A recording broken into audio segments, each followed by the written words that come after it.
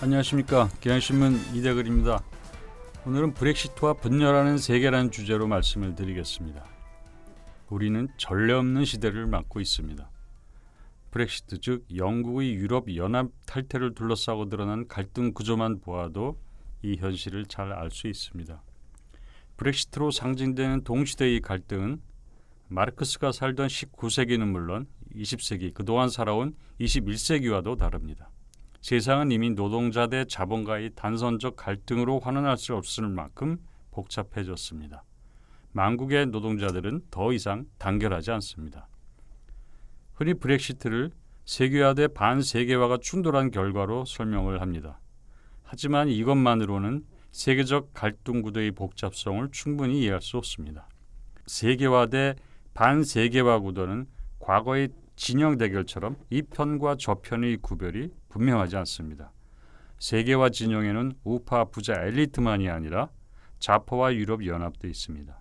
반세계화 진영에도 좌파는 물론 극우 저소득층이 있습니다.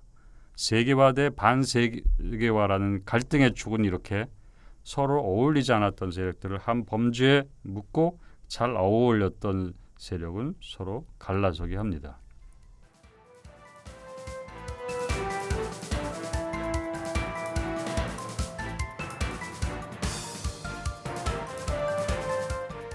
세계화 이슈에서 좌파는 좌파와 대립을 합니다. 기존 진보 혹은 좌파는 신자의 세계화의 일부였습니다. 이름이 노동당이든 사회당이든 민주당이든 노선이 자유주의적이든 사회주의적이든 뭐든 상관없이 시장주의를 받아들였다는 점에서 아무런 차이가 없습니다. 그래서 신자유주의 세계화에 대한 세계적 분노가 기존 좌파의 권위와 영향력을 강화한 것이 아니라 거꾸로 약화시키는 계기가 된 것은 자연스러운 기결입니다. 그렇다고 분노하라, 점령하라의 바람을 타고 확산된 반신자유주의 세계화 세력이 기존 좌파를 대체한 것도 아닙니다. 스페인에서 2010년 분노하라 시위를 계기로 결성된 좌파 정당 포데모스는 한때 높은 지지율로 집권을 내다본 적이 있습니다. 그러나 점점 집권으로부터 멀어지고 있습니다. 한때 영국 좌파의 희망이었던 제러미 코빈 노동당 대표는 벌써 위기에 처했습니다. 브렉시트 문제로 제대로 대처하지 못했다는 당내 비판으로 크게 흔들리고 있습니다. 그리스 좌파연합당 시리자가 집권에 성공하기는 했지만 지금 위태위태합니다. 좌파 정부임에도 불구하고 유럽연합의 긴축을 받아들이는 바람에 노동자 농민의 저항과 분노는 매우 강합니다. 지지율도 점차 하락을 하고 있습니다. 미국의 버니 샌더스는 결국 힐러리 클린턴의 벽을 넘지 못했습니다. 브렉시트 다음은 미국 차례일지 모릅니다. 여론조사에서 유럽연합 잔류가 우세했지만 정작 영국인들이 탈퇴를 선택했던 것처럼 트럼프가 지금 클린턴에 뒤지고 있다고 여론조사가 나온다고 해서 클린턴이 안심할 상황은 아닙니다. 미국인이 내년 대선에서 트럼프를 선출하고 후회할지도 모를 일입니다.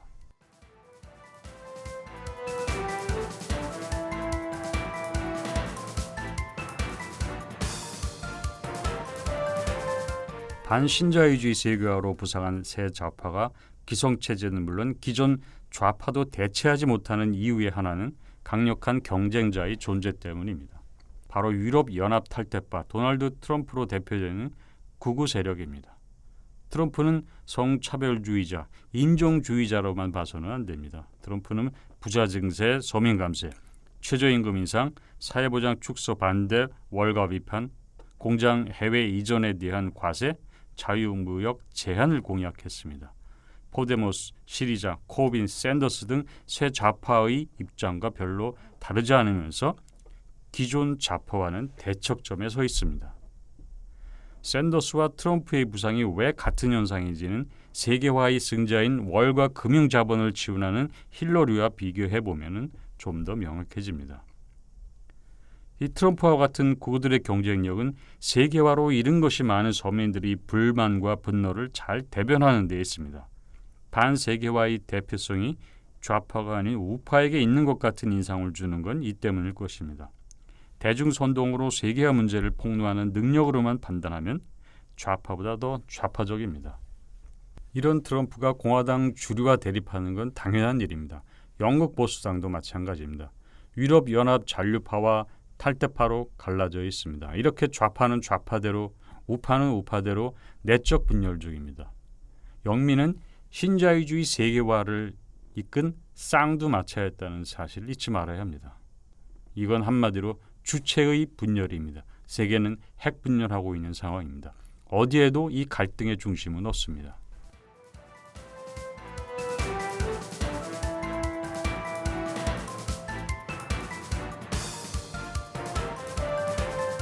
유럽인에게 유럽연합은 천사와 악마의 얼굴을 모두 갖고 있는 존재입니다. 유럽연합은 자본, 노동, 상품의 자유이동을 추구하는 세계화 세력이자 긴축 강요로 서민의 삶을 옥죄는 기득권이기도 합니다. 하지만 또한 유럽연합은 인권, 정의, 관용, 통합의 비전을 구현하기 위한 공동체이기도 합니다. 그래서 유럽연합을 반대한다는 건 세계화를 반대한다는 것과 인류의 보편적 가치를 부정한다는 이런 이중적 의미가 있습니다. 물론 세계화 대립 구도에는 부자 대 저소득층, 엘리트 대 서민의 전통적인 대립 구도도 있습니다.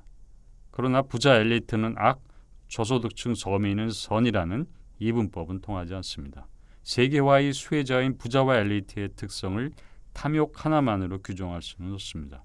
세계화의 수도 뉴욕과 런던의 지배 엘리트는 브렉시트와 트럼프를 반대할 것입니다. 그들은 관용적이고 다양성을 존중하며 공존을 추구합니다. 엘리트들에게 이게 도덕적으로 옳아서라기보다는 그 엘리트들에게 이익을 가져다 주는 것이기 때문입니다. 게다가 이런 태도는 사회적 덕목과도 합치됩니다. 엘리트는 교양 있는 시민이라는 소리를 들을 수 있습니다. 반면 저소득층은 그 정도로 교양 있는 시민이 아닙니다. 이기적이고 배타적이라는 인상을 줍니다. 자국의 이익만 생각하고 연대할 줄 모르는 존재로 인식되고 있습니다.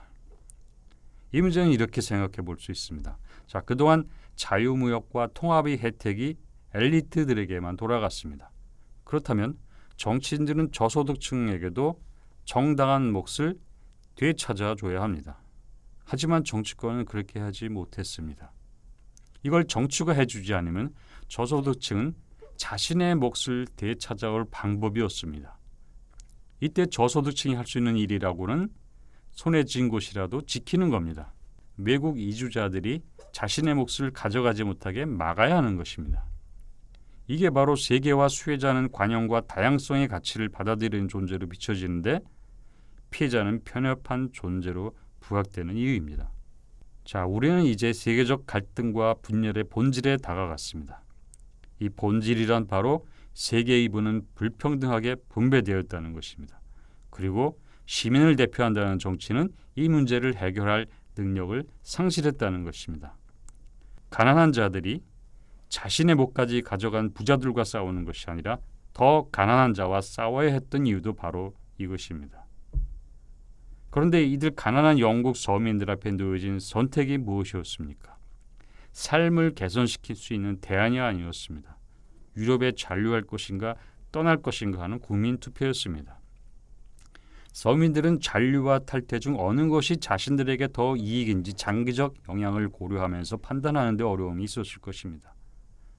그러나 서민들은 국민 투표는 자신들의 처지를 어렵게 만든 기존 정치권에 책임을 묻는 계기가 될 수 있다는 정도는 알았을 겁니다. 즉 탈퇴에 표를 던짐으로써 탈퇴를 반대해온 기성 좌우 정치 세력, 기득권으로서의 유럽연합에 책임을 물은 것입니다. 결국 기성 정치는 분노한 시민에게 자신을 먹이로 던진 셈이 되었습니다.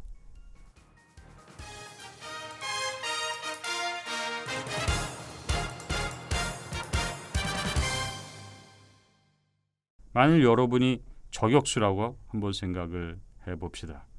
그런데 표적이 누가 누군지 구별할 수 없을 정도로 사람들과 서로 뒤엉켜 있다면 임무를 수행할 수 없을 것입니다. 쏘아야 할까요? 말아야 할까요? 헷갈릴 것입니다. 서민들도 마찬가지입니다. 서민들에게 기존 좌우 정당의 차이는 그들의 삶을 어렵게 했다는 점에서 아무런 의미가 없습니다.